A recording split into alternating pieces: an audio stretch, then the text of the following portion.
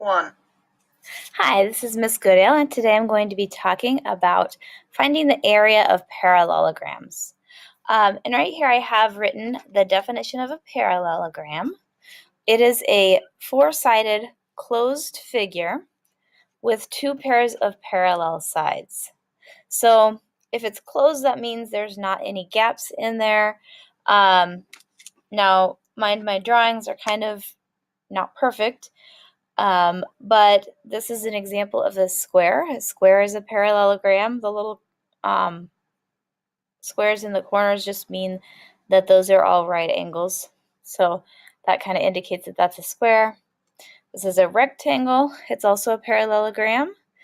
And then we have just a regular parallelogram here. If you look at my drawings, I have a side here labeled. I have over here the height labeled and the base labeled.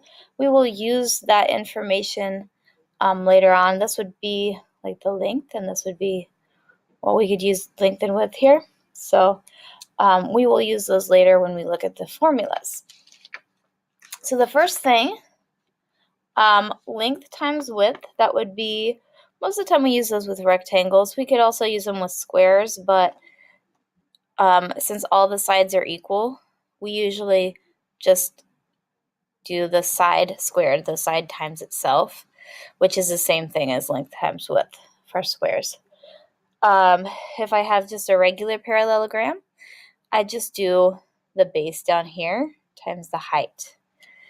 All right, so I'll show you some examples. Let's do a couple with rectangles. And if I use a rectangle, my length is 2 and my width is 4. I just multiply length times width, so 2 times 4, and that would just equal 8. And whatever my label is, let's say it's meters, then my label would be squared. I would put a little 2 above that. Let's say this one is inches here. So if I have one that's 5 by 3, 5 long, 3 wide, I would just do 5 times 3, which is 15, and my label would be inches squared, which is inches with a 2 above it. Anytime we have area, that's going to have a 2 above it. And let's talk about parallelograms. So remember, on the picture up above, we have the base is the length of one of the parallel sides, and the height is just the distance from a line that forms a right angle to the opposite side, from parallel side to parallel side. So our base times height is 6 times 7, and let's label this in feet.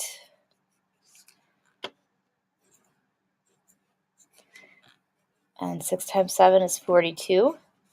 So our answer is going to be in feet squared if we started out with feet. And let's label this one in centimeters. And base times height is 8 times 5, which is 40. Centimeters is going to be centimeters squared. And then the last one that we're going to go over is squared. So in this I have just one side given.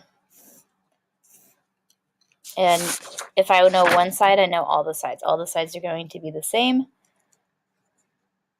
And let's do this one labeled in miles.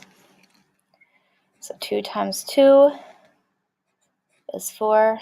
4 miles, miles squared. Remember, when you square a number, you take it times itself. You don't take it times the exponent. 9 squared is 9 times 9, which is 81. And let's just do feet again. So that would be feet squared. Let's just do centimeters again. 10 times 10 is 100. That would be centimeters squared. And if you'll notice, I have this notes sheet. If we look at the top three, you should be able to use those as a reference for figuring out the area of those. Those are all where I got those formulas from that I use on this lesson. Those are just a few quick examples of those. Let me know if you have any questions. I feel like it's a little more self-explanatory, a little simpler on these. And stay tuned for the next video. Thank you.